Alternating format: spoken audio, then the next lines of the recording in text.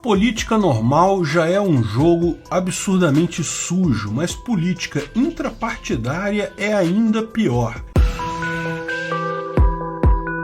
Essa é a Visão Libertária, sua fonte de informações descentralizadas e distribuídas. Aqui no Brasil o problema é menos pronunciado, mas existe também. Mas lá nos Estados Unidos, em que os deputados são distritais e existem apenas dois grandes partidos, e via de regra um desses dois que vai ganhar qualquer cargo em disputa, despontou uma estratégia democrata que tem dado o que falar: ajudar determinados republicanos. Para entender o truque, primeiro é preciso entender o que é um deputado distrital. Existe até uma proposta de trazer eleições distritais para o Brasil, e eu acho que isso seria algo extremamente positivo. Mas, por hora, não é assim que votamos. O Congresso americano tem 435 deputados. Isso significa que todo o território americano é dividido em 435 distritos, áreas mais ou menos com o mesmo número de habitantes. Então, grandes cidades costumam ter distritos que são apenas alguns bairros da cidade, enquanto no interior o distrito inclui vários municípios. Alguns estados menos populosos, o estado inteiro é um único distrito. O fato é, cada distrito elege um deputado que irá representar aquele distrito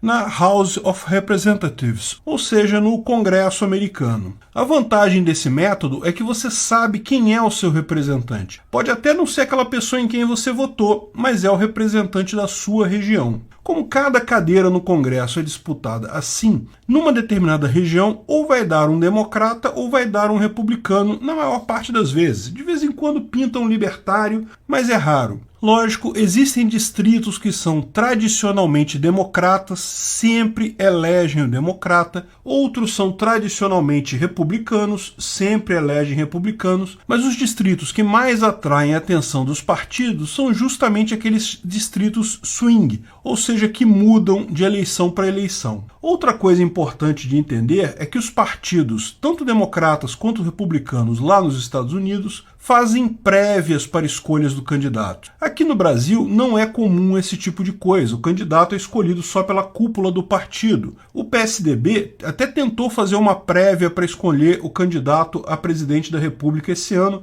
mas não deu muito certo. O Dória até ganhou a prévia, mas acabou sendo tirado da jogada. Mas lá nos Estados Unidos isso é levado a sério. Os eleitores são chamados a votar e o candidato que ganha a prévia é o candidato do partido para disputar o cargo. Em alguns estados essas prévias são fechadas, ou seja, só pode votar quem é inscrito naquele partido. Republicanos votam nas prévias republicanas, democratas votam nas prévias democratas. Em outros estados são prévias abertas, ou seja, qualquer pessoa pode votar, desde que seja um eleitor válido naquele estado. Um democrata pode, por exemplo, ir na prévia republicana e votar no candidato que ele prefere. Lógico, vai votar no candidato republicano que, na visão do democrata, tem mais chance de perder para o candidato democrata. Mas a estratégia que os democratas estão perseguindo agora é ainda mais ousada. Não é apenas votar em prévias abertas, é financiar candidatos republicanos, dar dinheiro para que esses candidatos consigam fazer uma boa campanha e consigam ter sucesso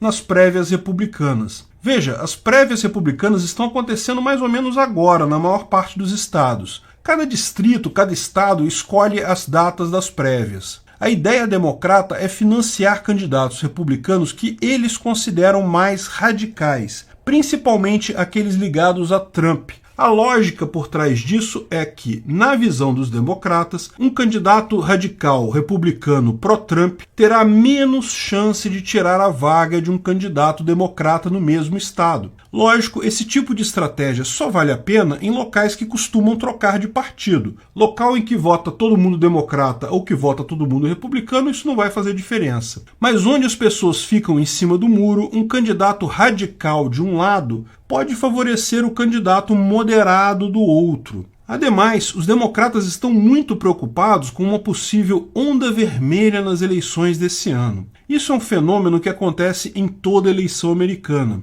A eleição desse ano é chamada midterm, ou seja, meio do mandato, e tende a favorecer candidatos do outro partido em relação ao presidente da República. Toda eleição, os eleitores votam com a esperança daquele candidato resolver alguma coisa na presidência e, como sempre, o candidato desaponta, não consegue resolver nada, então os eleitores acabam meio que punindo ele, votando em candidatos do outro partido no midterm, a eleição que vai ter esse ano. Hoje, os democratas têm a chamada supermaioria. Eles têm a maioria na Câmara, têm a maioria no Senado e têm a presidência da República. Em tese, se for um projeto de interesse do partido, Biden pode aprovar qualquer coisa que queira. E, de fato, Biden aprovou inúmeros pacotes de estímulo em 2021. Sabe Deus quanto dinheiro não circulou nessa ideia toda aí de supermaioria. Mas é importante lembrar que alguns temas são tidos como temas democráticos ou de esquerda, mas não são unanimamente suportados pelos democratas. Por exemplo, questão de controle de arma e questão de imigração. Embora a maioria dos democratas seja favorável a temas nesse sentido,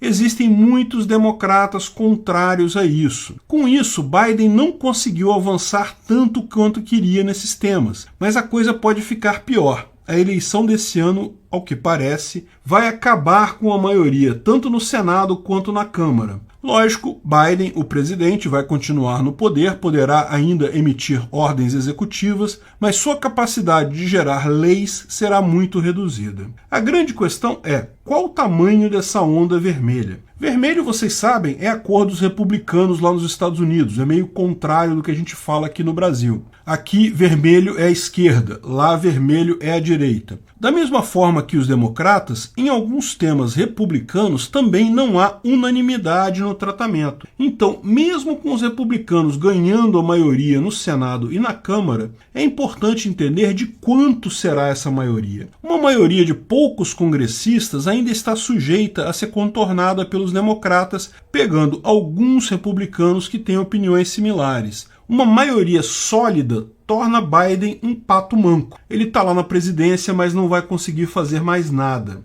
O segredo dos democratas parece ser esse. Eles sabem que a maioria dos eleitores nos Estados Unidos rejeita os extremos, prefere candidatos mais centrados, mais moderados, seja de um partido, seja de outro. Então, a estratégia deles é justamente apostar em candidatos extremistas dos republicanos. A ideia é que, na hora de escolher entre um extremista republicano e um moderado democrata, a maior parte do eleitorado vai acabar votando no moderado, mesmo sendo um democrata. Não é uma estratégia ruim, mas há quem diga que os democratas não começaram a usar essa estratégia agora e que, na verdade, ela nem sempre funcionou no passado. Segundo algumas fontes faladas no próprio artigo da New York Times, os democratas estavam entre os principais financiadores do Donald Trump em 2016. A ideia naquela época, tal como agora, é que Trump seria um radical extremo e as pessoas, mesmo não gostando da Hillary Clinton,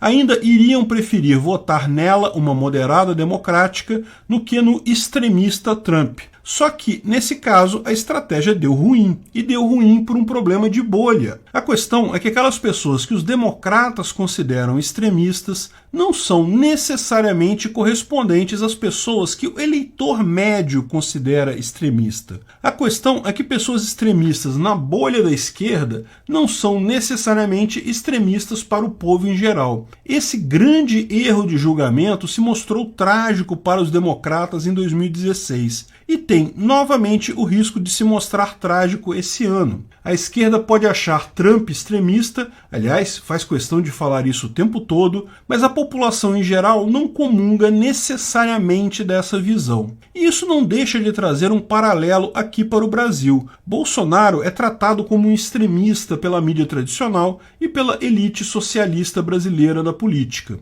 É um sexista, um homofóbico, um nazista, um fascista, um genocida, preencha a palavra que você quiser aqui. A população como um todo, porém, tem uma visão muito menos radical do Bolsonaro. Não foi um presidente perfeito que acertou tudo, errou um monte de coisa, mas acertou as coisas mais importantes e fez o país passar por uma pandemia e uma crise mundial até com bons resultados. Porém, é importante notar essa semelhança. Como eu já mencionei em outros vídeos, acho pouco provável que Adélio Bispo, o homem que tentou matar Bolsonaro na campanha de 2018, estivesse agindo a mando do PT ou do PSOL. Por um motivo simples: a estratégia do PT era exatamente ir para o segundo turno com Bolsonaro. Acho pouco provável que eles tenham chegado ao limite de investir na campanha do Bolsonaro, mas claramente pouparam ele durante o primeiro turno, porque esperavam mesmo que ele teria um desempenho nas urnas ruim, e daí, no segundo turno, Haddad conseguiria ganhar.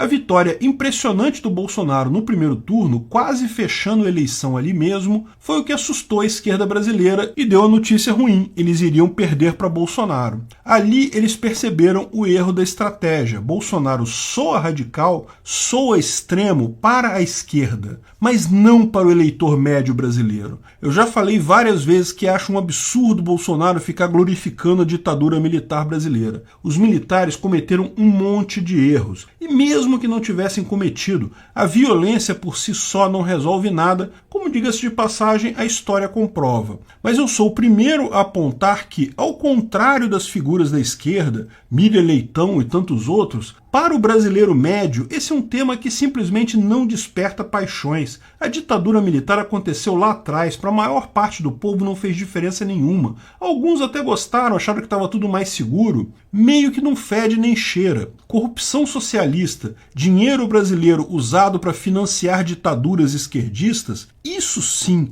soa extremo para o eleitor médio brasileiro. Tanto lá nos Estados Unidos quanto aqui no Brasil, a esquerda segue sendo vítima da própria percepção. Estava tão acostumada a direcionar a sociedade, a ser o padrão moral e político dela, que não percebe agora que está numa bolha. Está falando apenas para uma minoria de jornalistas do Leblon que pensa como ela. Todos nós estamos em bolha, isso é importante ressaltar. Mas a esquerda tem um problema de achar que a bolha dela é especial. Ela está numa bolha, mas ela não percebe isso. Vão se dar mal nas eleições deste ano novamente, tanto aqui no Brasil quanto lá nos Estados Unidos. Obrigado pela audiência.